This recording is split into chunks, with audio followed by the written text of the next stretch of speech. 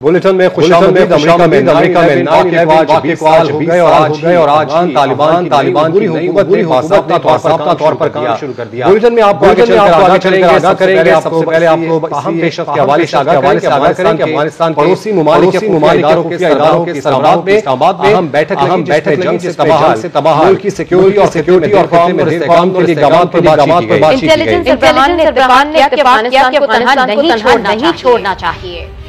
इस्लामाबाद में होने वाले इजलास की मेजबानी आईएसआई जर्नल अहम इजलास में चीन, ईरान, पाकिस्तान के इंटेलिजेंस हुए। शुरा ने अफगानिस्तान की सूरत-ए-हाल पर तबादला ख्याल किया, खत्ते में इस्तेहकाम के लिए इक़दामात पर गई। तय पाया कि अफगानिस्तान को छोड़ना चाहिए। तमाम ममालिक ने इंटेलिजेंस तबादले पर भी इत्तफाक किया। विफाक ने केएमसी के लिए टैक्स वसूल करने में के इलेक्ट्रिक की जानिब से मदद देने से साफ इनकार कर दिया। विफाकी वजीर असद उमर ने दो टोक कह दिया कि सिंध हुकूमत अपना काम खुद करे। एडमिनिस्ट्रेटर कराची मुर्तजा वहाब कहते हैं कि असद उमर को खुश होना चाहिए कि केएमसी विफाक के पास फंड मांगने नहीं आ रही। टैक्स की बात पर उन्हें क्या एतराज है? के इलेक्ट्रिक के बिल के जरिए म्यूनिसिपल टैक्स के झटके की तैयारियां। एक ऐसे शहर में जहां सीवरेज और सैनिटेशन की सूरत हाल अफसोसनाक है, वहां केएमसी टैक्स के नाम पर सार्फिन की जेबों पर एडमिनिस्ट्रेटर कराची की नजरें जम गई और उस पर यह इसरार भी है कि वफाक मदद करे। वफाकी वजीर मंसूबाबंदी असद उमर ने साफ इनकार कर दिया। कल मेरी हमाद अदर से बात हो गई है और बिल्कुल भी हम ये नहीं करने के लिए जा रहे, अपना काम खुद करें। एडमिनिस्ट्रेटर कराची ने न सिर्फ जवाब दिया बल्कि ये दावा भी किया कि इस काम में वफाकी वजीर खजाना उन्हें सपोर्ट कर रहे हैं। सिंध गवर्नमेंट हमारी मुकम्मल हिमायत कर रही है, सपोर्ट कर रही है। उन्होंने federal minister for finance Shaukat तरीन से भी बात की है, चेयरमैन नेपरा से भी बात की है और जो रिस्पॉन्स आया वफाकी हुकूमत का बड़ा पॉजिटिव है, तो मैं उसको पॉजिटिवली लेके जाना चाहूँगा। मैं वादा ये करता हूँ आपके सामने कि जो पैसा इकट्ठा होगा माहवार उसको केएमसी की वेबसाइट पे डाला जाएगा कि इतने पैसे इस अकाउंट में आए। गुज़िश्ता रोज मुत्तहिदा कौमी मूवमेंट भी के इलेक्ट्रिक को खबरदार कर चुकी है कि किसी गैर मुंतखब एडमिनिस्ट्रेटर के साथ कोई मुआहिदा न किया जाए। कंट्रोलमेंट बोर्ड के इलेक्शन सर पर क्या आए, विफाक और सूबे आवाम को एक एक करके अपने मंसूबे गिनवाने लगे। वजीर आला सिंध ने गवर्नर कराची वालों को पानी और ट्रांसपोर्ट के दरिंदा मसाइल जल्द हल होने की नवीद सुना दी। ग्रीन लाइन बसें भी अगले माह सड़कों पर नजर आएगी। K4 का मंसूबा जो बड़े अरसे से पेंडिंग था वो अब चलना शुरू हो गया है और उम्मीद है अल्लाह की ज़ात से कि 2023 के इख्तिताम से पहले K4 की जो पानी की सप्लाई है वो कराची तक पहुंच जाएगी। वर्ल्ड बैंक की मदद से येलो लाइन और एशियन डेवलपमेंट बैंक की मदद से रेड लाइन एक 65 अरब रुपए की है, एक तकरीबन 35-38 अरब रुपए की है। ये दोनों लाइन्स पे काम एक एडवांस स्टेज पे और हमें इंशाल्लाह उम्मीद है कि हम इसी साल बल्कि इस थर्ड क्वार्टर में होने से पहले कम से कम एक लाइन का हम ग्राउंड ब्रेकिंग कर लें। मुल्क में पहली बार जदीद टेक्नोलॉजी की मदद से मरदमशुमारी कराने का फैसला। विफाकी वजीर असद उमर ने भी खुशखबरी सुना दी। बोले नई मरदमशुमारी 18 माह में मुकम्मल की जाएगी और 2023 के इलेक्शन से पहले नई हल्का बंदियां की जाएंगी। असद उमर ने कराची वालों को सर्कुलर रेलवे की भी नवीद सुनाई। कहा कि केसीआर मंसूबे के इंफ्रास्ट्रक्चर का संगे बुनियाद वजीर आजम जल्द रखेंगे। कराची सर्कुलर रेलवे जो है ये 43 किलोमीटर के ऊपर मुहित होगा जी और वो सर्कुलर लूप बनेगा। उस 43 किलोमीटर में से 29 किलोमीटर जो है वो एलिवेटेड होंगे। 22 स्टेशन इसके अंदर बनेंगे। भी कॉस्ट फाइनलाइज हो जाएगी अगले 1-1.5 हफ्ते के अंदर, बट तकरीबन 27 अरब रुपए का तखमीना है और हमने ये फैसला किया कि ये वफाकी हुकूमत अपने PSDP से इसको फाइनेंस करेगी। इस 27 अरब रुपए का जो एस्टिमेट है हमारा, उसमें से 6 अरब रुपए सिंध हुकूमत देगी, बाकी जो है वो वफाक देगा। 30 सितंबर से पहले वज़ीर आज़म पाकिस्तान इमरान खान कराची आएंगे और इसका जो इंफ्रास्ट्रक्चर वाला जो हिस्सा है इस प्रोजेक्ट का उसका इफ्तिताह कर देंगे।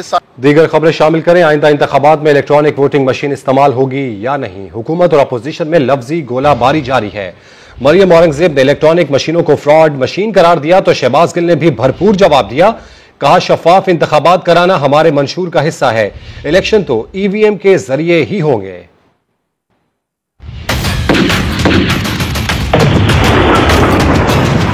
दवाई चोरी करने वाले इलेक्शन चोरी का मंसूबा बना रहे हैं। हम वोट ही इस चीज के ऊपर लेके आए, ये हमारे मंशूर का हिस्सा है। सराय के तर्जुमानों ने जो हमला इलेक्शन कमीशन पर किया वो इंतहाई अफसोसनाक से ज्यादा शर्मनाक था। अब बात करें तो हमला आवर है, इलेक्शन कमीशन ऑफ पाकिस्तान हमारे खिलाफ फरीक बना खड़ा है। असल मंसूबा है कि इलेक्शन कमीशन से उसके आईनी जिम्मेदारियों को छीन कर वजीर आजम हाउस को दे दिया जाए। 4 साल कुछ ना करने के बाद आपने 37 पॉइंटों का एल्फीनामा हमारे सामने रख दिया। इसमें किस मशीन की चिप बदली गई है, सॉफ्टवेयर बदला गया है, डेटा बदला गया है, हार्डवेयर बदला गया है, कोई नहीं बता सकेगा। ये मशीन हैक नहीं होगी क्योंकि इसके साथ किसी किस्म का कोई कनेक्शन नहीं होगा। इसमें बैलेट पेपर निकलेगा बाहर। इतनी उजलत क्यों? आपने रिफॉर्म करना है तो करें, मुशावरत के साथ करें। इलेक्शन तो इंशाल्लाह ईवीएम पे ही होंगे, उसको दुरुस्त करना है, उस पे 10 पॉइंट्स हम आपके साथ काम करने को तैयार हैं। ये पाकिस्तान है, आपके वालिद साहब की जागीर नहीं है। मरियम औरंगजेब साहबा ने ना जिंदगी में कभी काउंसलर का मेरी तरह इलेक्शन लड़ा है। बातें उनकी सुन लें जैसे इलेक्शन को सारा वही समझ। जो मर्जी कर लें, इलेक्ट्रॉनिक वोटिंग मशीन को कोई नहीं मानेगा। इससे वही काम लिया जाएगा जो आरटीएस से लिया गया। मुस्लिम लीग नून के रहनुमा ख्वाजा साद रफीक की हुकूमत पर तनकीद। कहते हैं एक टर्म लेने के लिए आप कौम से फ्रॉड करना चाहते हैं, जवाब देने के बजाय कहा जाता है आग लगा दें।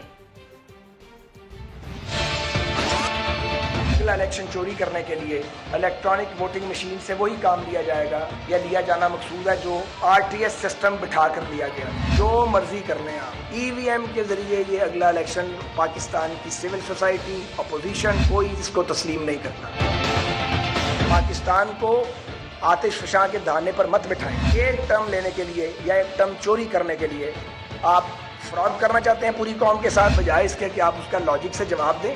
और जवाब में कहते हैं इलेक्शन कमीशन को आग लगा दो, कोई कहता है कि उसने पैसे ले लिए हैं। यानी इनकी ज़बानें इतनी लंबी हैं, गज गज की इनकी ज़बान है कि जो इनकी मर्जी के मुताबिक ना चले उसको या चोर बना दो या काफिर बना दो या गद्दार करार दे दो। आप खुद क्या है अपने गिरेबानों में झांके।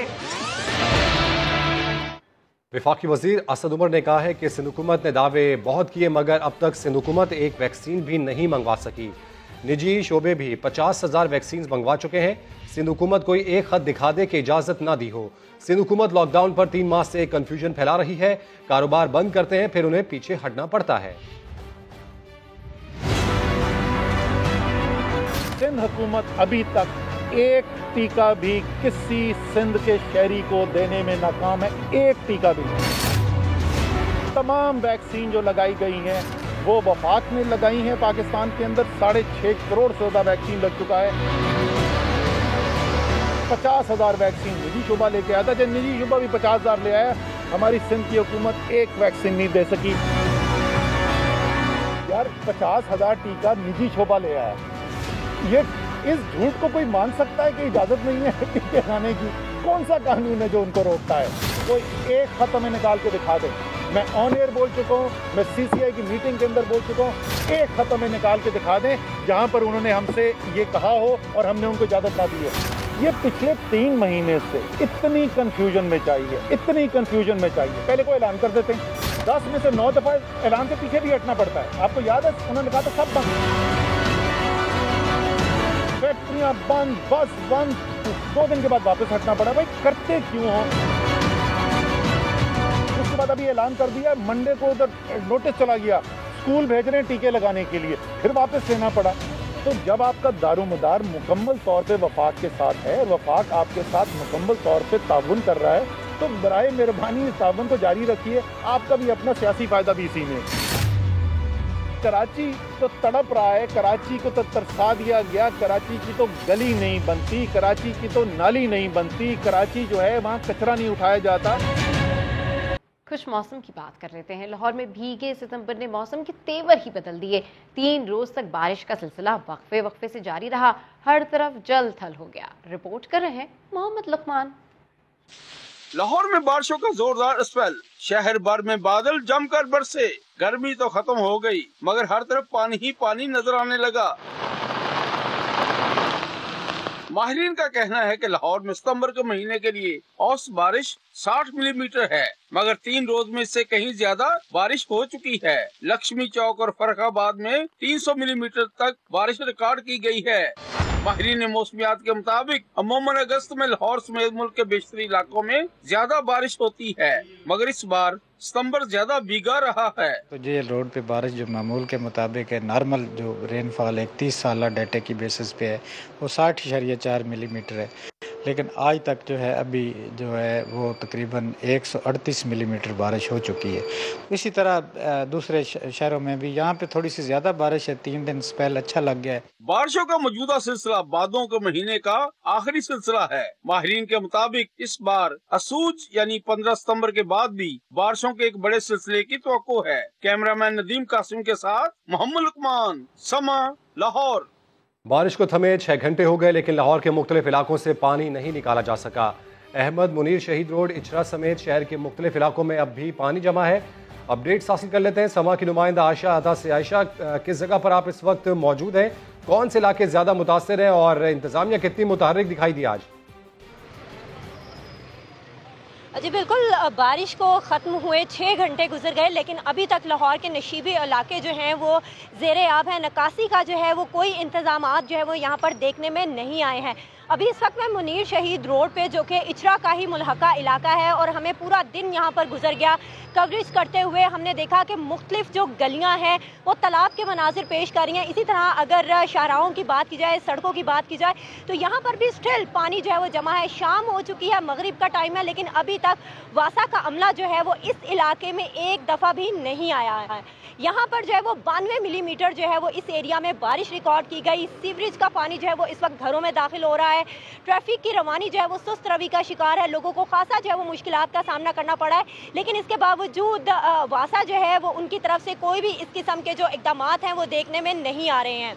इसी तरह से अगर बात की जाए सबसे ज़्यादा बारिश की, तो सबसे ज़्यादा बारिश जो है वो लक्ष्मी चौक में 147 मिलीमीटर जो है वो रिकॉर्ड की गई। इसी तरह से पानी वाला तालाब में 117 मिलीमीटर बारिश रिकॉर्ड की गई। और शहर के जो पोश इलाके हैं, सिर्फ यही नहीं कि नशेबी इलाके, जो पोश इलाके हैं जहाँ पानी नहीं देखा जाता, इस बार बारिश जो है वो हुई तो वहाँ भी पानी जो है वो खासा देखा गया। और जो सबसे ज़्यादा मुतासिर जो है वो इलाके में वहदत कॉलोनी की जो आबादी है बहुत ज़्यादा मुतासिर हुई है। मुस्लिम टाउन की बहुत से इलाके ऐसे हैं लाहौर के जहाँ पर इस वक्त भी पानी मौजूद है। अपडेट्स के लिए शुक्रिया आयशा। आगे बढ़ते हैं और आपको बताएं कि नूर मुकद्दम कत्ल केस में अब तक की सबसे बड़ी पेशरफ, मरकजी मुल्जिम जाहिर जाफर ने जुर्म कबूल कर लिया। डीएनए रिपोर्ट में मकतूला से ज्यादती की भी तस्दीक हो गई। पुलिस चालान के मुताबिक मुल्जिम के वालिद, मुलाजमीन और थेरेपी वर्क्स के अमले ने भी जुर्म में मुआवनत की। इस्लामाबाद से रिपोर्ट कर रहे हैं आदिल तनौली।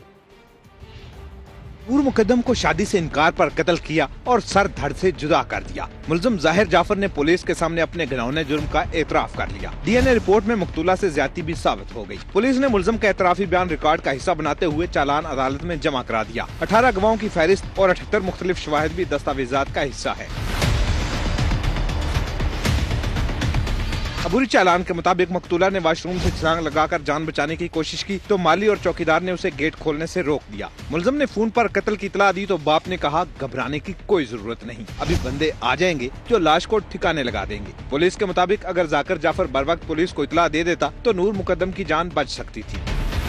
चालान के मुताबिक थेरेपी वर्क्स के अमले ने भी मुल्जिम के फेल को छुपाने और शवाहिद जाया करने की कोशिश की। मुल्जिम के हाथों जख्मी होने वाले थेरेपी वर्क्स के मुलाजिम अमजद ने मेडिकल स्लिप में रोड एक्सीडेंट का जिक्र किया। गवाहों की इब्तदाई फहरिस्त में पुलिस 15 के एहलकार, incharge crime scene, computer operator के अलावा वुमेन पुलिस एहलकार और मकतूला का पोस्टमार्टम करने वाले डॉक्टर्स भी शामिल हैं। सरदारी निजाम के खिलाफ आवाज उठाने वाली सिंध की बेटी उम्मे रुबाब पहले इम्तिहान में कामयाब हो गई। 3 साल बाद अदालत ने पीपल्स पार्टी के 2 MPs भाइयों सरदार चांडियो और बुरहान चांडियो को मुल्जिम करार दे दिया। जनवरी 2018 में उम्मे रुबाब के वालिद, चचा और दादा को कत्ल किया गया था। फैसला आने के बाद उम्मे रुबाब सजदे में गिर गई। लियाकत अली की रिपोर्ट देखिए। सरदारी निजाम के खिलाफ आवाज उठाने वाली उम्मे रुबाब पहले इम्तिहान में कामयाब हो गई। दादू की मॉडल क्रिमिनल ट्रायल कोर्ट ने पीपल्स पार्टी के MPs सरदार चांडियो और बुरहान चांडियो को तहरीर कत्ल केस में मुल्जिम करार दे दिया। दोनों को उम्मे रुबाब के वालिद, दादा और चाचा के कत्ल केस में शामिल तफ्तीश करने का हुक्म भी दिया गया। फैसला सुनकर उम्मे रुबाब ने अहाता अदालत में सजदे शुक्र अदा किया। पाकिस्तान के शऊर खासकर किस्म के मजलूमों की जीत है। मुझे एक इंसाफ होते हुए नजर आ रहा है, क्योंकि ये जो फैसला जागीरदारों के खिलाफ आया उसमें ये बताया गया है कि ये दोनों MP जो सरदार खान चांडी और बुरहान चांडियो हैं वो मुलविस हैं इस केस में। कत्ल केस में नामजद मुल्ज़िम रुकन सिंध असम्बली सरदार चांडियो का कहना है जुर्म अभी साबित नहीं हुआ। में ज्वाइन किया गया है इस केस में आगे सुनने के लिए। कोई फैसला आखिरी फैसला नहीं है, इससे बड़ी कोर्टें मौजूद है। सरदारी निजाम के खिलाफ बगावत करने वाले उम्मे रुबाब के अहले खाना को जनवरी 2018 में कत्ल किया गया था। 3 साल तक उम्मे रुबाब जद्दोजहद करती रही, चीफ जस्टिस की गाड़ी को रोका, नंगे पैर अदालतों के चक्कर काटे, यहाँ तक कि गढ़ी खुदा बख्श में एहतजाज भी किया था। सानिया मेहरान टाउन केस में अहम पेशरफ, पुलिस ने महकमा लेबर और SPCA को शामिल तफ्तीश कर लिया। डायरेक्टर महकमा लेबर से भी पूछगछ होगी। देखते हैं इस हवाले से इरफानुल हक की रिपोर्ट।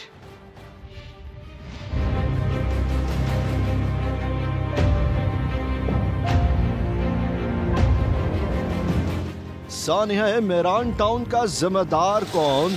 16 मजदूर कैसे जिंदा जल गए? महकमा labour, Sindh building control authority और के इलेक्ट्रिक से भी तफ्तीश होगी। अदालती हुक्म पर पुलिस ने डायरेक्टर महकमा लेबर को तफ्तीश के लिए तलब कर लिया। GM के इलेक्ट्रिक को भी तफ्तीश ज्वाइन करने का कह दिया गया है। DG SPCA, electric inspector, director land, civil defence को भी नोटिस जारी। कंपनी के बैंक अकाउंट की तफसीलात के लिए स्टेट बैंक को खत लिख दिया गया है। आखिर फैक्ट्री में आग कैसे लगी? केस के तफ्तीशी अफसर ने बिजली की बंदिश के बायस शॉर्ट सर्किट का इम्कान भी मुस्तरद कर दिया। असल वजह तो जब हमें लेबॉर्ट्री से मौसूल होगी, रिपोर्ट जो आएगी फॉरेंसिक साइंस लेबॉर्ट्री से आएगी, उसी तक पता चलेगा आग किस चीज़ से लगी तो क्या था। सर की जो अदालत DJ साहब ईस्ट ने जिनको अदारों को लिखा था ये इनकी निगेजेंसी है, हमने उनको नोटिस सर्व किए हैं, अभी तक उन्होंने इन्वेस्टिगेशन ज्वाइन नहीं की। पेशी पर लाए गए फैक्ट्री मालिक हसन मेथा से हलाकतों की जिम्मेदारी से मुताल्लिक सवाल पर वकील की इजाजत के बगैर बोलने से साफ इनकार कर दिया। जिस दिन मेरे वकील साहब बोलेंगे ना कि अब बोलो, डोंट आस्क मी क्वेश्चन, अदालत ने गिरफ्तार मुल्जिमान फैक्ट्री मालिक Hasan Metha, manager Imran Zaidi, factory building के मालिक फैसल तारिक और चौकीदार को 18 सितंबर तक अदालती रिमांड पर जेल भेजने का हुक्म देते हुए तफ्तीशी अफसर को चालान पेश करने की हिदायत कर दी। कैमरामैन फरहान यूसुफ के साथ इरफानुल हक, समा, कराची। लेजेंडरी अदाकार उमर शरीफ की तबीयत संभल ना सकी। अहलिया ज़रीन गज़ल का कहना है कि दिल का दौरा पड़ने के बाद से उमर शरीफ की शरियानों से खून आ रहा है। किसी किस्म की माली मदद की ज़रूरत नहीं, सिर्फ वीज़े और बैरून मुल्क मुंतकली के लिए मदद की अपील है। रेहान अहमद की रिपोर्ट। फोन पे भी बात नहीं करना, आपका फोन होता क्या है? जवाब के पास होता है। अच्छा, क्यों? कहते बच्चे ठीक हो, जल्दी से लड़ाई करनी है मुझे। किससे लड़ाई करूंगी? उमर से लड़ाई करूंगी है? उमर शरीफ की सेहत बिगड़ रही है, मगर इस हालत में भी तबीयत की ज़राफत बरकरार है। पूरी उम्र लोगों को हंसाने में बिताने वाले फनकार को इस हालत में देखकर करोड़ों मद्दाह भी अफसुर्दा हो गए हैं। अहलिया ज़रीन गज़ल का कहना है कि दिल का दौरा पड़ने के बाद उमर शरीफ की शरियानों से खून आ रहा है, इसलिए क्लिपिंग कराना जरूरी है। आइंदा चंद रोज उमर शरीफ की सेहत के लिए अहम है। हमें ये 15 दिन के अंदर, 10 से 15 दिन के अंदर ये सब कुछ उनका लाजमी करना है। अगर नहीं होता तो फिर ये लोग ओपन हार्ट सर्जरी करेंगे, जो कि बहुत ही रिस्की है। अहलिया ज़रीन गज़ल ने ये भी वाज़ेह किया है कि उमर शरीफ को किसी किस्म की माली मदद की जरूरत नहीं है। मदद की अपील सिर्फ वीज़े और बैरून मुल्क मुंतकली के लिए की है। उमर को कोई फाइनेंशियली प्रॉब्लम नहीं है, उसके लिए अपील नहीं की है। वो अपील जो की है वो की है वीज़े के लिए, ताकि और एयर एम्बुलेंस के लिए, ताकि उमर अमेरिका जा सके और उनका ये ट्रीटमेंट फौरन जल्दी से जल्द हो सके। उमर शरीफ के करोड़ों चाहने वाले भी उनके लिए बहुत फिक्रमंद हैं और चाहते हैं कि उनके इलाज में कोई कसर न उठा रखी जाए। अल्लाह ताला उमर शरीफ भाई को सेहत तंदुरुस्ती दे। हमारे बहुत बड़े एसेट हैं, पाकिस्तान का बहुत बड़ा नाम और पहचान है। अल्लाह उनको सलामत रखे। उनकी सेहत के बारे में हम तो सुन रहे हैं, लेकिन हमारी दुआएं हैं उनके लिए बहुत, कि बहुत ही नाइस इंसान है वो। उमर शरीफ की जानिब से वजीर आजम से मदद की अपील के बाद हुकूमत की जानिब से तेजी से बैरून मुल्क मुंतकली के इकदाम किए जा रहे हैं, जिससे अहले खाना भी मुतमईन है। कैमरामैन मोहम्मद कामरान के साथ रेहान अहमद, समा, कराची। पीटीएम का लॉन्ग मार्च असेंबली से इस्तीफों के बगैर ही होने का इम्कान। अपोजिशन इत्तेहाद की मजलिस आमला के इजलास में एक मरतबा फिर इस्तीफों पर इत्तेफाक नहीं हो सका। नई मशरफ भट्ट की रिपोर्ट देखिए।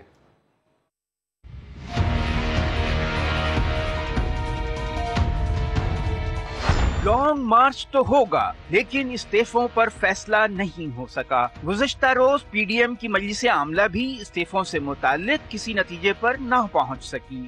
पीडीएम के अहम रहनुमा ने समा को बताया कि इजलास में इस्तीफों पर बात तो हुई, लेकिन इस पर मुख्तलिफ आरा आने की वजह से मामले पर दोबारा गौर करने का फैसला हुआ। ज़राए के मुताबिक मुस्लिम लीग नून और बलोच जमात के रहनुमाओं की जानिब से इस्तीफों की मुखालफत की जा रही है। वो समझते हैं कि महज आधी अपोजिशन के इस्तीफों से मकसद हासिल नहीं हो सकेगा। जमीयत उलमाए इस्लाम फजलुर रहमान के रहनुमा अब भी यही समझते हैं कि इस्तीफों के बगैर लॉन्ग मार्च नहीं होना चाहिए। नून लीग के रहनुमा जावेद लतीफ ने समा से गुफ्तगू में कहा, इजलास में राय आई कि सरबराही इजलास में हतमी फैसला किया जाए। राय आई है, उस पर डिस्कशन होती है जमातों के अंदर, और जितनी जमातें हैं वो अपनी जमातों की ये मजलिस आमला जो होती है उसमें भी डिस्कस करेंगे, लीडरशिप से भी करेंगे। उसके बाद फिर जो सरबराही मीटिंग होती है उसमें चीजें हतमी फैसला किया जाता है। इससे पहले पाकिस्तान डेमोक्रेटिक मूवमेंट के सरबराही इजलास में भी नवाज शरीफ समेत चंद रहनुमाओं की जानिब से असम्बलियों के इस्तीफे को लॉन्ग मार्च से जोड़ने पर तहफ्फुजात का इजहार किया गया था। नई मशरफ भट्ट, समा, लाहौर। रुक करेंगे लिया का, जहां पर वर्कर्स कन्वेंशन से बिलावल भुट्टो जरदारी खिताब कर रहे हैं। आपको बराह रास्त लिए चलते हैं। और रहीम यार खान के बाद हम आपके पास आए हैं, लिया पहुंचे हैं और हमारा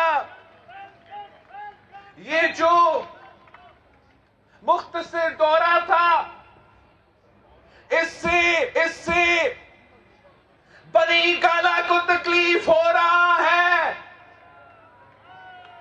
जियालों को देखे, बनी गाला से चीखे निकल रहे हैं और अगर बनी गाला खुश नहीं है तो हमारे कुछ दोस्त भी खुश नहीं है कि ये पाकिस्तान पीपल्स पार्टी क्या कर रही है, जहां हमारे दोस्त मैदान छोड़ चुके हैं। हमारे इत्तेहादी ने पंजाब में इमरान को फ्री हैंड दिया है, वहां पाकिस्तान पीपल्स पार्टी के जियाले वसीम के अवाम को, पंजाब के अवाम को लावारिस नहीं छोड़ सकते हैं। इस सूबे के अवाम के साथ, इस खित्ते के अवाम के साथ, इस सरजमीन के अवाम के साथ तारीखी जुल्म हो रहा है। आप तारीखी महंगाई का मुकाबला कर रहे हो तो तारीखी गुर्बत और बेरोजगारी का मुकाबला कर रहे हो। हर दिन एक नया मुआशी बम फटता है। कभी वो तेल की कीमत में इजाफा करते हैं तो फिर वो बिजली की कीमत में इजाफा करते हैं, फिर वो गैस की कीमत में इजाफा करते हैं, टैक्सेस का तूफान खड़ा कर देते हैं। डीएपी की कीमत में इजाफा किया है, यूरिया की कीमत में इजाफा किया है, आपका जो ट्यूबवेल है उसकी बिजली की कीमत में इजाफा किया है। हमारा वसीम के अवाम परेशान है, तकलीफ में है, और मैंने खुद अपने आंखों से देखा है कि वो तरस रहे हैं, अवामी हुकूमत का तरस रहे हैं। बेनजीर भुट्टो की जियालो की हुकूमत के लिए तरस रहे हैं। इन्होंने बहुत मुश्किल वक्त देखा है। इन्होंने पहले तख्ते रायवन का राज बर्दाश्त किया, तो आज वो सिलेक्टेड राज भुगत रहे हैं। यहां का अवाम का मुतालबा है, उनको अवामी राज चाहिए। उनको मालूम है कि जब कायदे अवाम का अवामी राज था, जब शहीद रानी की अवामी राज थी, जब मर्दे और सदर जरदारी के अवामी राज था, तो वो गरीबों का राज था, वो किसानों का राज था, वो मेहनतकश मजदूरों का राज था। आपको बताएं कि बिलावल भुट्टो जरदारी वर्कर्स कन्वेंशन से खिताब कर रहे हैं, जिसमें उनका कहना है कि अवाम के साथ तारीखी जुल्म हो रहा है। नैब ने साफ पानी करप्शन रेफरेंस में शहबाज शरीफ की बेटी राबिया इमरान और दामाद इमरान अली यूसुफ की जायदादें कुर्क करके रिपोर्ट एहतसाब अदालत में जमा करा दी। नैब के स्पेशल प्रोसिक्यूटर असद मलिक ने जायदाद कुर्की से मुतालिक रिपोर्ट एहतसाब अदालत में जमा कराई, जिसमें बताया गया कि राबिया इमरान और अली इमरान यूसुफ के अली एंड फातिमा डेवलपर्स में 1 करोड़ के शेयर्स हैं। अली एंड कंपनी में 60 लाख, हुदैबिया इंजीनियरिंग्स में 2,04,000 और शरीफ पोल्ट्री में 4,000 के शेयर्स हैं। रिपोर्ट के मुताबिक राबिया इमरान और अली इमरान यूसुफ के मदीना फीड्स में 1 करोड़ 75 लाख, अली प्रोसेस्ड फूड में 50 लाख के शेयर्स हैं। अदालत दोनों मुल्जिमान के पेश न होने पर उन्हें इश्तिहारी करार दे चुकी है।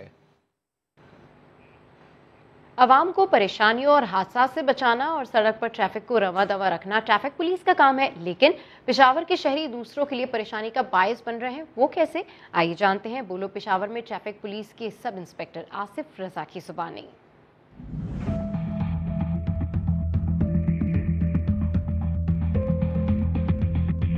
मेरा नाम आसिफ रजा है। मैं सिटी ट्रैफिक पुलिस पेशावर में सब इंस्पेक्टर हूँ और बहैसियत इंचार्ज एजुकेशन यूनिट यहाँ पर ड्यूटी सर अंजाम देता हूँ। मैं आपको बताता हूँ कि हमें किन मुश्किलात का सामना करना पड़ता है और क्यों।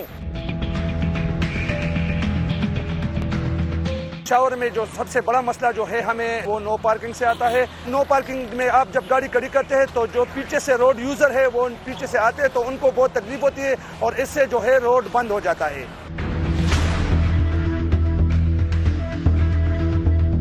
एक और बड़ा मसला जो है वो है कमसिन बच्चों का ड्राइविंग का। जब हम उसको पकड़ते हैं और टर्मिनल में गाड़ी ले जाते हैं तो उनके वालिदैन को हम बुलाते हैं और बजरिया स्टाम्प हम उसे ये लिखवाते हैं कि आइंदा जो है आपका बेटा वो ड्राइविंग नहीं करेगा। जो बड़े हैं और लाइसेंस याफ्ता है तो उनसे मेरी ये दरख्वास्त है कि काइंडली आप हेलमेट जो है सेफ गार्ड को मत डालें। हेलमेट जो है आपकी सेफ्टी है, ये सर पर डाला करें।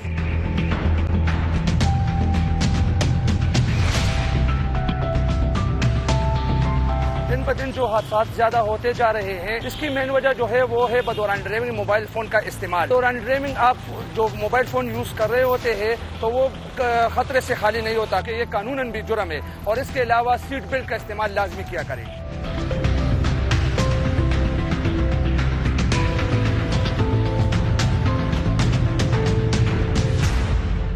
अब जिक्र करते हैं पाकिस्तान के 9/11 का। आज ही के दिन कराची में हुए सानेहा बल्दिया फैक्ट्री को 9 साल हो गए। गारमेंट्स फैक्ट्री में लगने वाली आग से 259 अफराद जिंदा जल गए थे।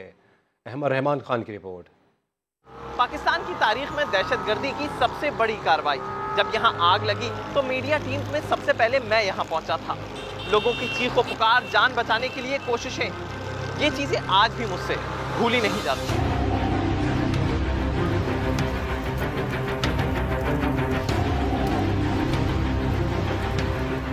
इस फैक्ट्री में 259 अफराद जलकर जामाक हुए।